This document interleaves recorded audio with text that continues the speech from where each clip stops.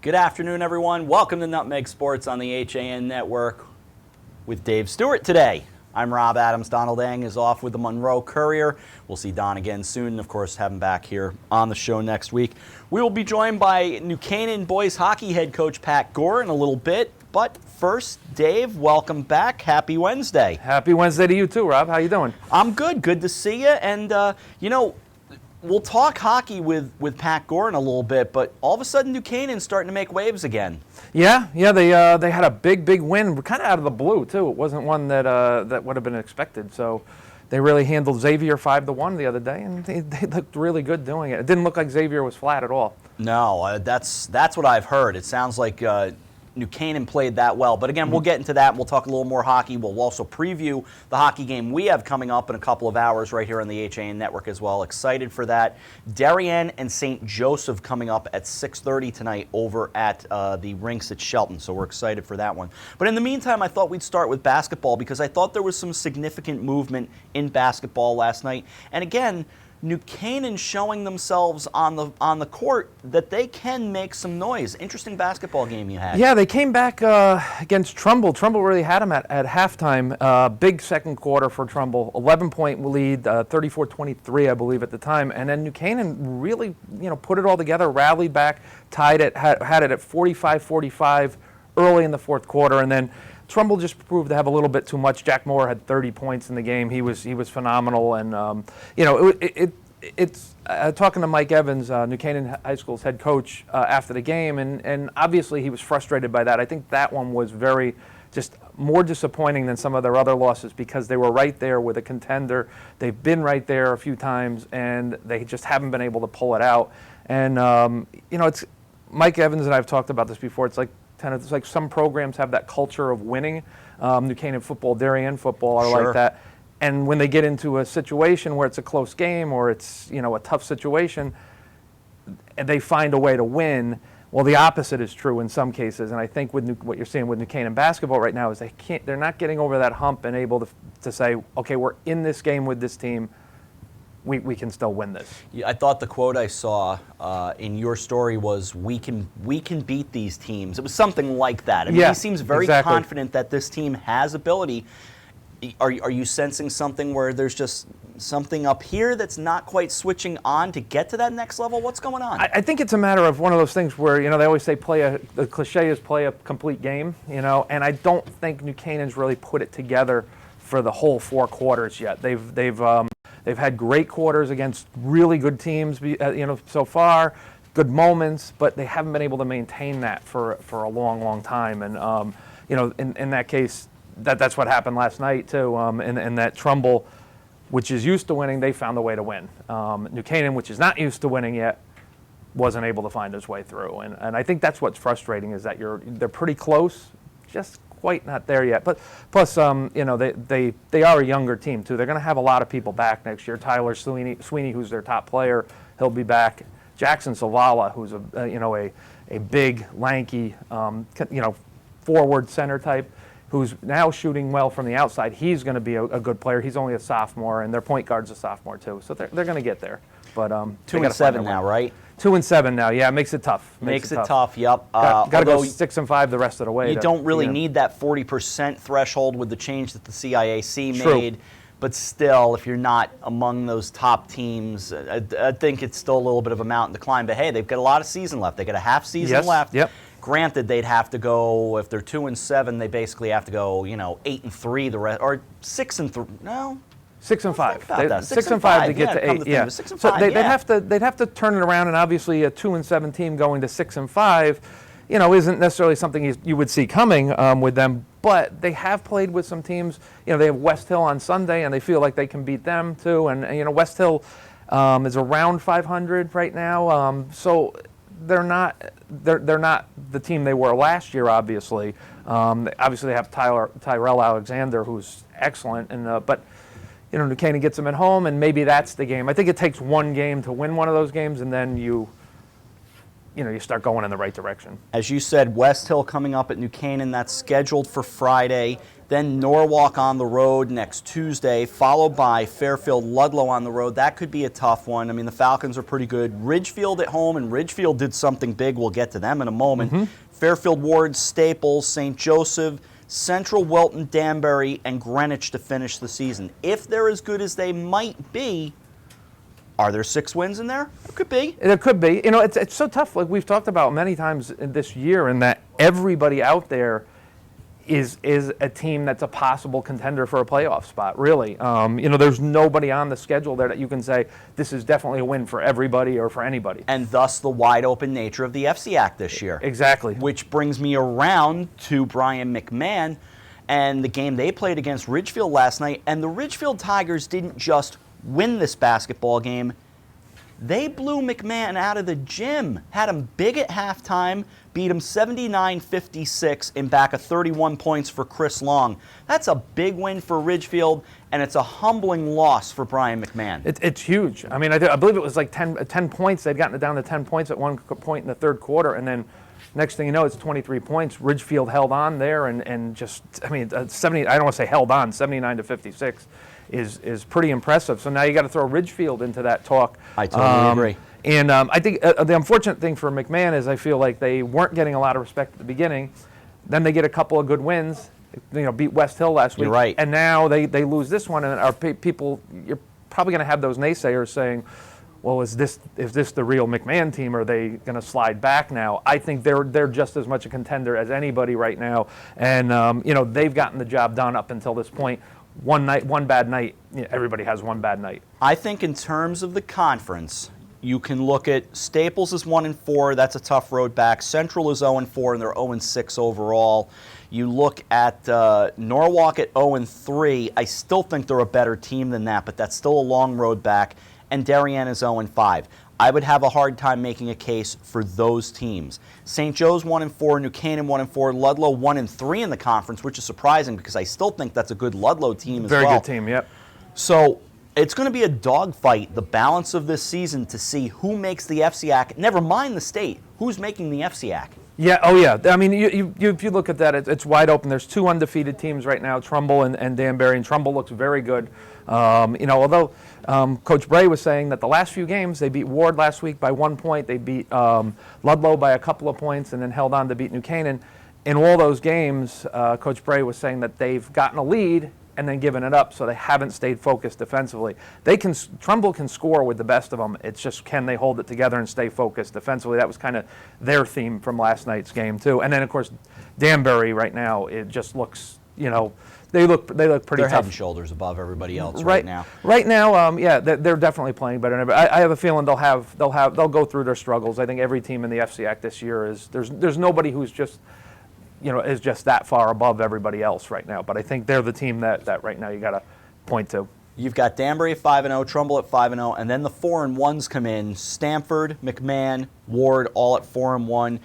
Wilton with a loss drops to 3-1, and Ridgefield now at 3-1 as well. So it's there. You're starting to see kind of the halves, but I still think there's play in this conference as we're only hitting the midway point. Definitely, and a nice win for Ward last night in a big game against Wilton. That was a great game for those two teams going into overtime, and Ward winning it by 7. Yeah, pretty incredible game. So good stuff for those teams as well. And over on the girls' side, we haven't had a chance to talk since last week, but what a statement win last week for Ridgefield, knocking off Greenwich, and the way that they beat them. Again, a significant win, large win over what we thought was the best team in the conference, and it may still be. The Cardinals may still be the best team, but at least on that night, the Ridgefield Tigers were definitively better. Yeah, and Ridgefield obviously had that's a statement win, and that's also harkens back to last year in the FCAC final, of course, with the rematch there. And Ridgefield, winning that game, they had kind of struggled at first. I believe they were 3-3 at one point. They might have even been 1-3 at one point. And winning 5 straight now and having that Greenwich win in there, it just improves their position immensely. You got Greenwich at 6-1, Stamford at 6-1, Trumbull at 6-1, Ward at 6-0. While we're on basketball, let me spend a quick moment on this, and we'll take a break as well if we get close to that. But nothing has changed in terms of weather postponements in terms of the FCAC for the Storm coming up. 3 games did get moved. We talked about it yesterday. St. Joe's and Staples has been moved to Thursday at 7. Norwalk Darien is also Thursday at 7. And Ward and Ridgefield are Thursday at 7. One game is Friday at 3:30. That's Welton and Fairfield Ludlow. Everybody else is staying on the 7 o'clock schedule. That means West Hill at New Canaan, Bridgeport Central at Brian McMahon, and Trinity Catholic at Stamford High School, which is the game we will have inside the Paul Cooksogan Gymnasium Friday night at 7 o'clock. That is still on, and that is still scheduled for 7 o'clock. We spoke with their athletic director this morning, and Jim Moriarty says, come on down, we'll be here Friday night at 7, so we hope you show up as well. On the girls' side, those same changes that I indicated are largely in play. Darien and Norwalk is Thursday at 5:30. Staples St. Joseph is Thursday at 7. Ridgefield at Ward is Thursday at 7. Beyond that, Ludlow and Welton is Friday at 2 at the Zeoli Fieldhouse.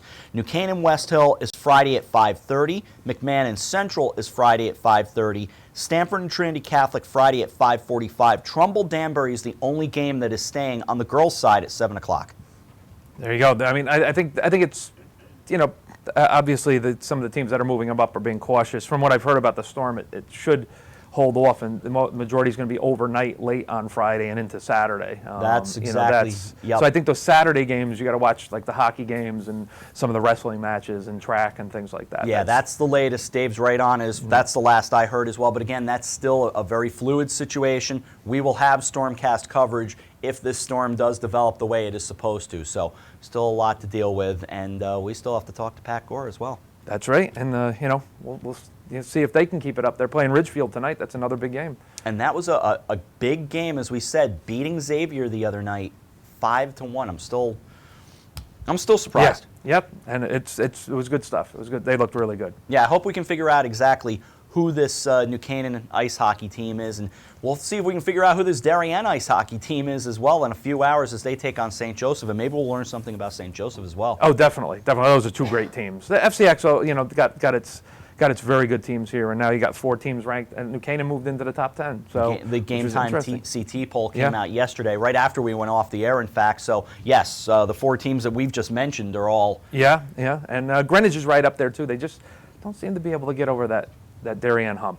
We will get ready to take a timeout here on Nutmeg Sports. When we come back, we will talk with the head coach at New Canaan High School's boys hockey program. Of course, that's Pat Gore. Mario running the controls on the other side as he learns to whip and nay-nay, and we will take a break, and we'll come back right after this on the HAN Network. Here at the Darien Sports Shop, we are very excited about our newly redesigned men's department. Gentlemen, if you're shopping for work, weekend, or wedding, we've got the latest styles and trends inside our spacious new department just for you. We have vast selections from Peter Millar, Vineyard Vines, Johnny O, Duckhead, Barber, and so much more. And you can even walk out of the store in the new Wolverine 1,000-mile men's boot. Conveniently located with free and easy parking at 1127 Post Road, Darien, Connecticut. Or shop us online at dariensport.com. It's time to come back to hometown banking, where people are taken into account, not just balances. Where community comes first. A place where there's more than one kind of interest. Where automation will never replace consideration. Where they not only know your name, they know your dog's name too. It's time to expect more. It's time to bank well. Bank smart. Bank local. Bank well. While there's still a bite out on the water, most anglers have decided to stow the gear for the winter. Just because Mother Nature isn't cooperating doesn't mean you can't see the latest models of all your favorite gear. With 2 convenient locations, it couldn't be easier to get your fix of summer. Boater, beach bum, fisherman, or simply love the New England coast, this is a unique place to shop. The Dock Shop, 51 Tokenique Road, Darien, 609 Riverside Avenue, Westport, or on the web, dockshop.com.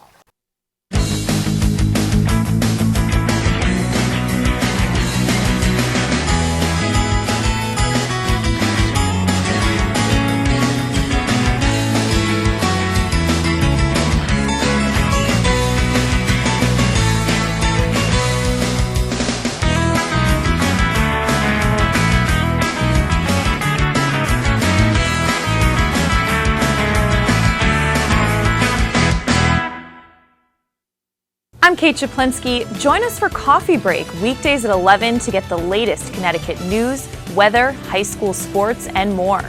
News doesn't get any more local than on Coffee Break on the HAN Network. Welcome back to Nutmeg Sports on the HAN Network. I should explain, as we went to break, I made a reference to Mario whipping and nay-naying and all that stuff. Mario had to edit some music for a show that his beautiful young daughter is doing, so we were having some fun. That was one of the songs he had to put in. So the joys of being a dad, especially when you've got a kindergartner. So good stuff for Mario as Dave Stewart comes back with me as well, and we're moving along here on this Wednesday edition of the program, and we're getting ready to bring in a guest. Oh, definitely. We have Pat Gore, the head coach of the New Canaan boys ice hockey team, who had a huge win the other day, beating number 2 ranked Xavier 5-1 at the Darien Ice Rink. Pat, how you doing? I'm good today, guys. How are you doing? All right, hanging in there. Tell us about how big an emotional lift this was to your team, which had been struggling up until that point.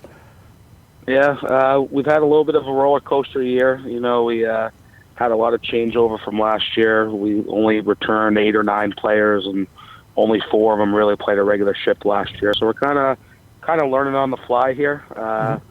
We had a couple good games a couple weeks ago. Last week we ran into a hot Greenwich team and then a very hot Fairfield team that kind of took us back a step. But one of our biggest things so far has been building confidence and kind of getting the work ethic and competing. And I gotta give credit to my guys on Monday. They, right from the get-go, right from the drop of the puck, they came ready to play. And Xavier came in number 2 in the polls and number 1 in the point rankings in the state. And it wasn't really that they didn't bring their A game. We came and we skated and we competed, and hopefully going forward, the guys can realize just how talented they can be when they kind of relax a little bit and play with some speed. And I mean, it's a big win, no doubt about that, but it's only a big win if we kind of build off of it and continue to bring that style of game and that style of play and play confidently at our level. So hopefully a couple weeks and months from now, when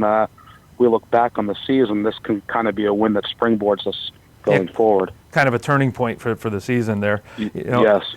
And I can attest to the fact that Xavier played a hard game. They were really flying, and they were really coming at New Canaan. So this isn't a case of one team being flat and the other one taking advantage. This was 2 teams playing at a high level, and New Canaan taking that. Coach, tell me about the locker room beforehand. You were saying how the kids came up with what they wanted to do in that game.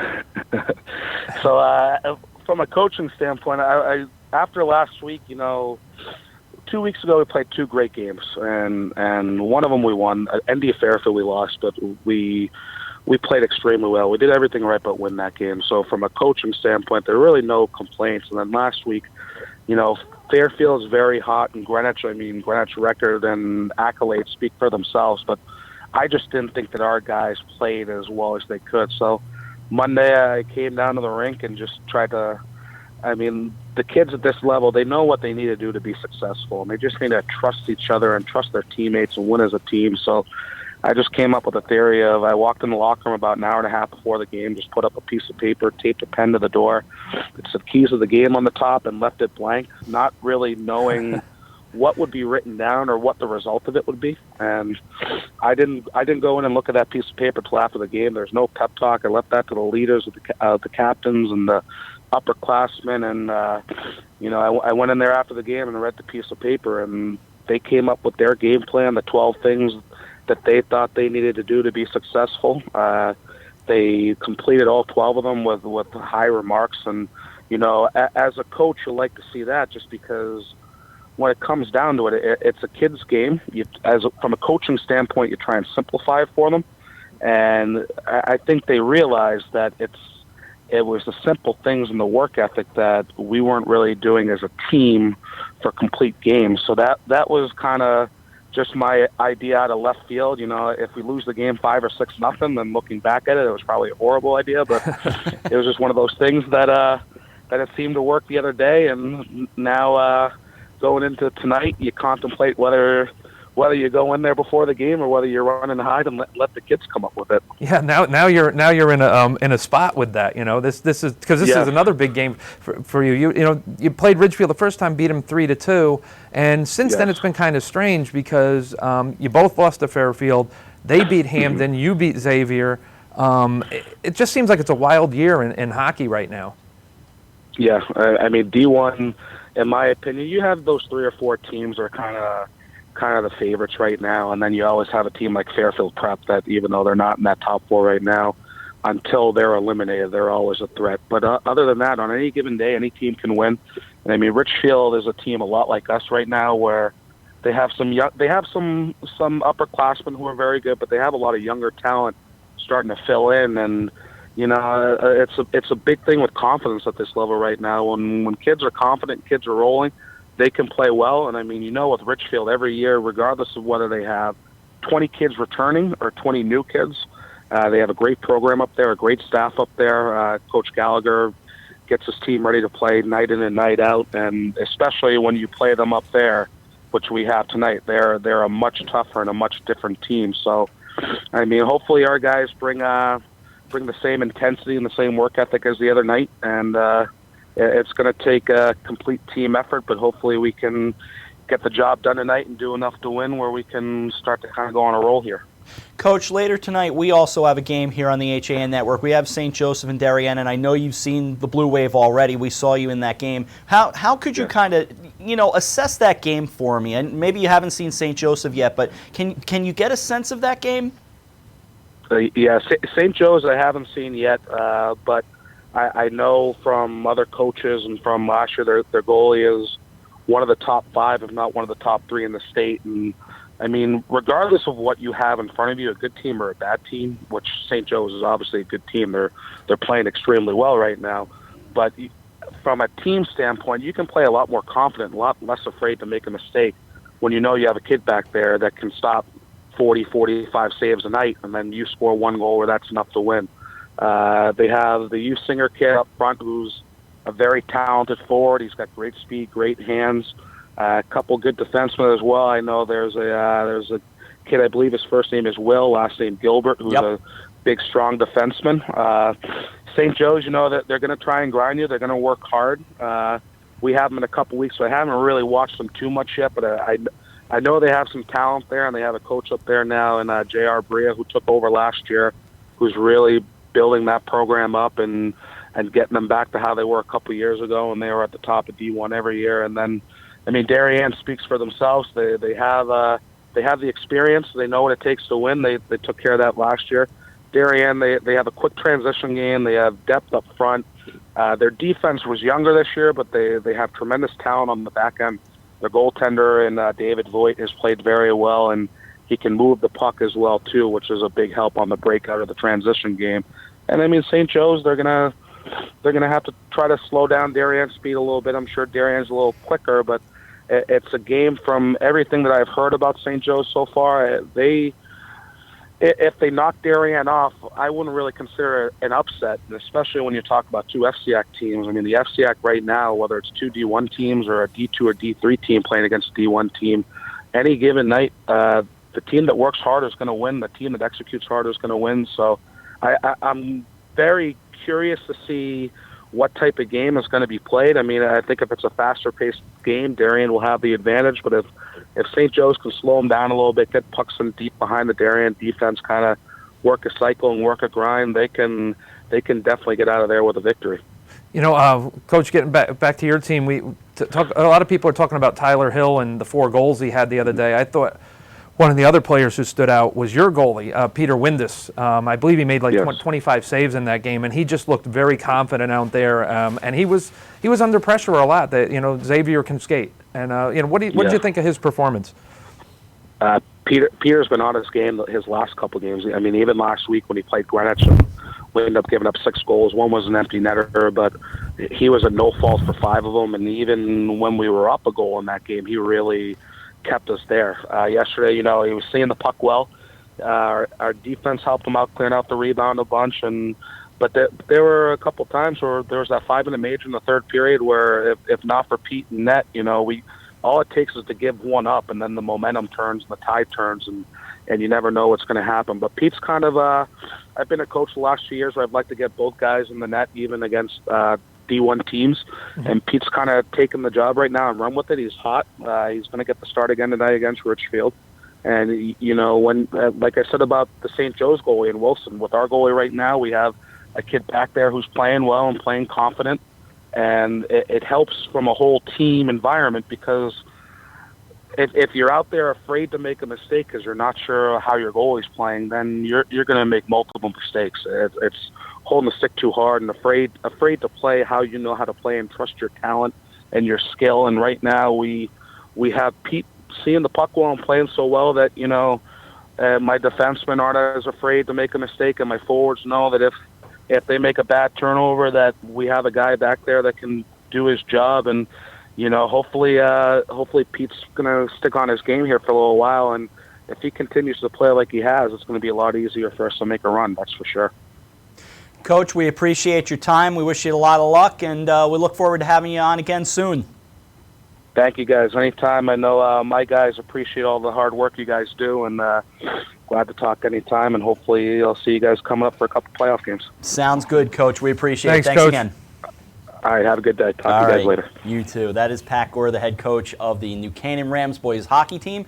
We will take a break. We've got a boys hockey team game to get to as well. We'll take a break, come back, we'll talk Athlete of the Week, and we'll put a wrap on the show right after this. This is Nutmeg Sports on the HAN Network. Denali is your outdoor retail destination in the Westfield Trumbull Mall. For the last 21 years, we have carefully selected clothing, footwear, and gear from a variety of the best outdoor brands, such as the North Face, Patagonia, Vineyard Vines, UGG, Merrell, GoPro, New Balance, and many more. Our stores have a friendly, knowledgeable staff to help you with all of your running, hiking, and cold weather needs, and in discovering all things outdoorsy and awesome. Visit us in the Westfield Trumbull Mall or online at DenaliOutdoor.com. When you experience a sports injury, you want to get better and fast. Coastal Ortho Express gives you direct access to orthopedic care quickly. Their physicians are fellowship trained in sports medicine at world-class universities and are also team doctors for area football teams. For specialized personal care of sports injuries, go to Coastal Ortho Express, open Monday through Saturday in the iPark building, 761 Main Avenue in Norwalk, or coastalorthoexpress.com. Coastal Orthopedics, keeping you on the move. Do you do a lot of running around but get nowhere when you're buying a car? Visit Pamby Chrysler Jeep Dodge and Ram for the one-stop buying experience and stop spinning your wheels. Walter Stewart's Market in New Canaan is your local destination for the best of the holidays. Shop Stewart's for the freshest produce, certified prime rib roasts, magnolia wreaths, fresh baked pies, gingerbread houses, Christmas candies, and the season's best wine and craft brews right next door at Stewart's Spirits. Shop Walter Stewart's, 229 Elm Street in New Canaan, or shop online at stewartsmarket.com. I'm John Kovach. I'm a newspaper editor. I'm a high school football coach. I'm a television presenter. And I want you to love fishing as much as I do. Tune in to Yankee Fisherman, Thursdays at 1 on the HAN Network. It's like going to the tackle shop without leaving your office. Welcome back to Nutmeg Sports. Just about done with this Wednesday edition before we giddy up over to the rinks at Shelton to get ready for the broadcast. We'll have Jake Zimmer and Frank Granito on the call with me later on as Darien takes on St. Joseph. A couple of quickies I want to get to. Athlete of the Week in a moment, but a good reminder from Mario Recupito running the controls today. We have a couple of cool things to show you. In fact, a note in from Bill Bloxham. Stratford High graduates Ed Bradley and Nick Giaquinto were members of Super Bowl champions from Washington and a little team called the Pittsburgh Steelers. And they respectively gave their alma mater NFL Golden Footballs on Friday the 15th of January. There you can see they've got the helmet right down the middle, the Steelers on the right side, the Redskins on the left side, and those Golden Footballs as well. And it was held in conjunction with the Super Bowl High School Honor Roll celebrations taking place nationwide in anticipation of Super Bowl 50. And it's being celebrated at high schools all throughout the country and honoring the great history of the Super Bowl. More than 3,000 players and head coaches who have participated in previous Super Bowls and more than 2,000 high schools will be recognized through that program this year. Stratford High School is the only one in New England to produce more than one Super Bowl standout. Wow. How about that? Who would have known? Bradley, a 1968 graduate, and Giaquinto was a class of 73 graduate, and they presented the Golden Footballs before speaking to the student body, teachers, administrators, and Mayor John Harkins. Bradley was a member of a little thing called the Steel Curtain. Won 4 Super Bowls, in fact, but he was part of the Super Bowl teams in 1974 and 75. Super Bowl 9, they beat the Vikings. Super Bowl 10, beat the Cowboys. Nanny. I can't resist. Never Just was, a little old thing. Never called the was a Steel Cowboy. Curtain, by the I way. became a Steeler fan as a result of not liking the Cowboys. And so he had a wonderful career as well. And as for Giaquinto, he played at the University of Bridgeport, 2 years at UConn, still owns the single-game rushing record. Didn't know this piece. Then made it to the Dolphins in 80 and 81, joined the Redskins, and of course the Redskins went to the Super Bowl 17. They beat the Dolphins, in fact, 27-17, and then played for the Redskins in 83. 84, of course, Super Bowl 18, they go on and beat they lose to the Raiders 38-9. So there you go. Perfect timing for all this football talk right now with big games coming up this weekend. Absolutely true. When we finish with the Athlete of the Week, on the man, let's see, we are looking at the men's side first. Jake Fuss is doing very well. He has 35% of the vote, 951 votes. He's from Fairfield Boys Ice Hockey. Mike Mosian of Greenwich Ice Hockey also doing very well. He has 35% of the vote, but he has 967 votes, so a 16-vote lead on Jake Fuss.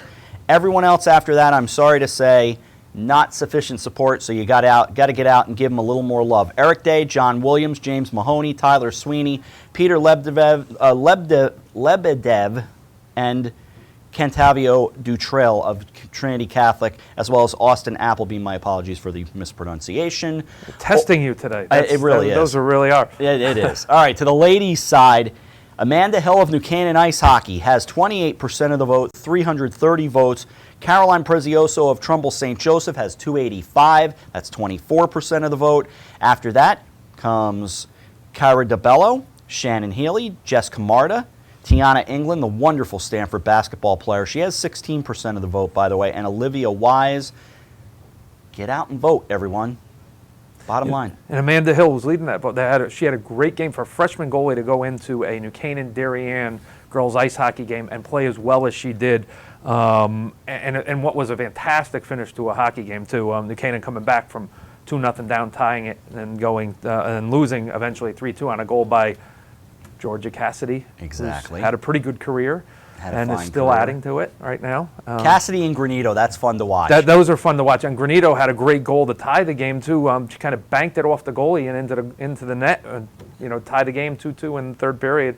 And Georgia Cassidy responds a minute and a half later. I mean, it doesn't get better than that stuff. And last thing for you, as editor of the New Canaan, sports editor of the New Canaan Advertiser, I know you don't have a rooting interest. None of us can. But in a game like that, game so close, you have to, I would think, your body has to at least kind of twitch when that tying goal scores. Just because of the drama, never mind the rooting interest. But I know for me as a broadcaster, it's kind of like, holy cow. As a writer and an editor, you can't help but kind of twitch a little bit. I think the first thing is you like to see a great game. That's and it. You like to see them going back and forth. And I think whether it's New Canaan coming back or Darien coming back, you just say, wow, this is awesome. If New Canaan was up 2-0 and Darien came back, tied it, great game. Both teams, New Canaan wasn't playing that well up until that final period and then kind of turned the tables on them. But, it's once you get to know the different people and the kids, like I've covered Catherine Granito for 4 years, Yeah. and I've known Rich Buellin for a long time, and people like that. It's kind of hard not to pull for the people you spend time with and that you see see all the time. Although Jamie Tropsa, know him very well. That's right. I can tell you, after calling my first FCAC football championship, a game you and I have talked about, Greenwich lost to New Canaan 21-20 in 2000. That was the first time I remember getting in the car, leaving Boyle Stadium, and my body just, I was driving, but it was auto. It was all just, I was exhausted. Yeah. And I felt all the emotion of that game that I had no role in, I had no vested interest in, other than as a broadcaster. but this feeling of, why can't I find any adrenaline? It had all just disappeared right out of me. You get cool. into these games, I'm sure, and if you talk to officials, the referees, and so when they're involved in a game that's like that, they feel like it's intense for them too. I mean, obviously, there's more scrutiny on them than that. If you make a bad call and it's a 6-1 game, a hockey game, it's not going to stand out that much. But they get into it too, and that they like being involved in games. I think you have to, as if you're a fan of athletics. You gotta like close game, two good teams going back and forth, throwing punches at each other, so to speak. Maybe not fighting on the ice, but good games are great. It's great to watch, and they're fun. And from a work standpoint, they're much easier to write about and much easier to cover. Couple of notes as we get ready to say goodbye. We mentioned Darien, New Canaan, and girls ice hockey. We'll have the rematch. It's Friday night, the 29th. It is scheduled, I believe, I have it for 7 o'clock. Is it? I think it's 6:40. The actual time is 6:40, like that. They get some odd times in there, especially on a Friday and a Friday night game. So it's which you don't see too many Friday night games there. But so 6:40 on that one, and we are making a change for February 15th.